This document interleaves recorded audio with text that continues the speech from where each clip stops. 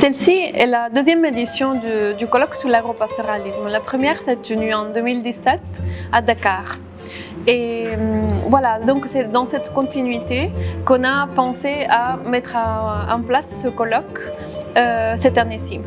Et cela s'inscrit aussi dans la préparation de l'année internationale des parcours et des pasteurs qui aura lieu en 2026. Donc ce colloque entend être un peu un jalon dans la préparation de l'année internationale à l'échelle africaine. Et c'est pour cela que au sein du colloque, nous avons réuni des partenaires de tous les pays d'Afrique, de toutes les sous-régions d'Afrique. Nous avons passé 3 jours dans ce colloque. Nous avons eu plusieurs types de sessions. Nous avons eu des sessions plénières, des sessions parallèles, des side events. Nous avons eu une table ronde. Nous avons eu des sessions films et nous avons eu des occasions sociales comme une très belle soirée de gala. On a eu un concours poster, surtout pour les étudiants. Et voilà, donc ça a été des moments variés et épanouissants. The issues that pastoralism and agropastoralism have in Senegal are similar to what many other pastoral systems around the world are experiencing. Problems of land insecurity, climate change, degradation, marginalization, and all of these pastoral systems in Senegal and the rest of West Africa and the world needs a global voice to advocate for them. All of these issues being addressed by many different international agencies, by national governments and by all important stakeholders to address and to advance sustainable pastoralism. La question des systèmes agropastoraux est très importante. Nous avons toujours lutté pour des solutions fondées sur la nature dans tous les systèmes, y compris les systèmes agropastoraux. Les solutions fondées sur la nature sont un axe pilier dans la lutte du changement climatique. Ce sont des systèmes sociaux, économiques, environnementaux.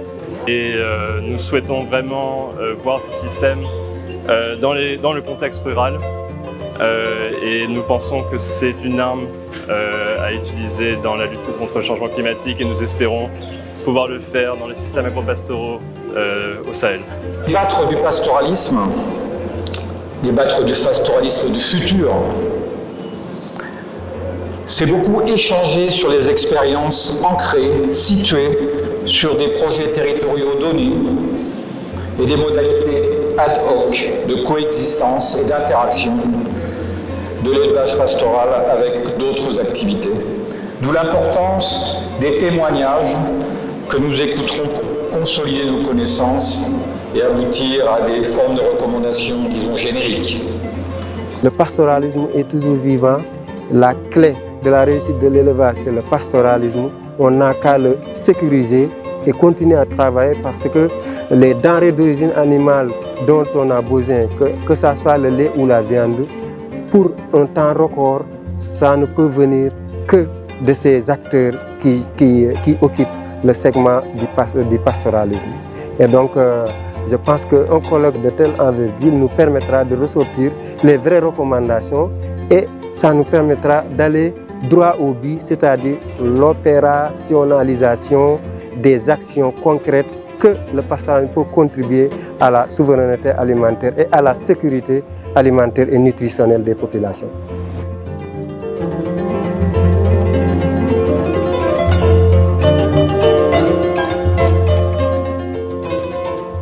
Il y a eu beaucoup d'évidences qui ont été produites et présentées par les chercheurs et ça va nous permettre en tout cas d'avancer dans la conduite de notre activité au niveau des organisations d'éleveurs. Et ça, c'est des preuves qui sont là, qui vont nous permettre en tout cas de nous orienter de manière plus efficace dans la pratique de l'activité de l'agropastoralisme et même du pastoralisme. The meeting was very good. I liked learning about the different programs that the different pastoralists from different countries are engaged in, and also liked learning about how things have progressed and also the fight to ensure that the security of land or tenure for pastoralists around the continent, and also just the diversity of how people live and how people adapt to changes, especially climate change, in the different parts of the continent. Les présentations ont même recommandé de former les femmes parce qu'elles sont des ambassadrices de la paix. On sait très bien que les femmes, même dans les ménages, quand il y a des conflits, c'est elles qui sont vraiment apaisantes. Elles donnent des solutions apaisantes. Donc il faudra renforcer leur capacité par rapport à la gestion des conflits, mais aussi rendre plus visible leur rôle dans le pastoralisme, parce qu'elles font beaucoup. Elles s'occupent du petit troupeau, elles s'occupent vraiment des vaches laitières, elles vendent du lait, elles font beaucoup dans l'élevage. Donc il faut rendre ça visible. Vraiment remercier les organisateurs du colloque et aussi de demander aux politiques de vraiment prendre des actions concrètes pour le pastoralisme de manière générale, le protéger, permettre toujours à ce pastoralisme d'exister et aussi de valoriser mieux le rôle des femmes dans le pastoralisme. Il y a eu beaucoup de discussions intéressantes et moi j'ai appris des choses intéressantes. On a toujours à apprendre des choses et ça pour moi c'était le plus important.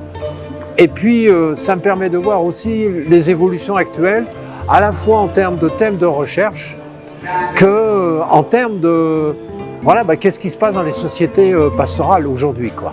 J'ai participé dans une session qui était organisée par l'ICARDA, un side event sur les questions de l'action collective et des dispositifs de recherche-action multipartite. Donc c'était l'occasion d'une discussion assez riche. Et par ailleurs, l'ensemble des sessions du colloque ont permis d'aborder les dimensions variées en fait, du pastoralisme, notamment en Afrique de l'Ouest. Donc c'était particulièrement stimulant. On ne peut pas faire du pastoralisme 12 mois sur 12. Il faudrait réfléchir à pallier ces déficits saisonniers. Et pour pallier à cela, il faut étudier autrement les choses. Et aussi, si on ne veut pas perdre tous nos lieux ou bien perdre certaines espèces, il serait mieux qu'en sécheresse, qu'on puisse miser sur les coproduits de culture et les sous-produits agro-industriels pour pouvoir pallier ces déficits-là. Vraiment, je suis très content d'être au Sénégal et je remercie aussi les autorités sénégaliennes qui ont accepté à abriter cette rencontre internationale. Le pastorat particulièrement au Sahel, c'est aussi le foncier, c'est aussi les différentes crises qui se succèdent.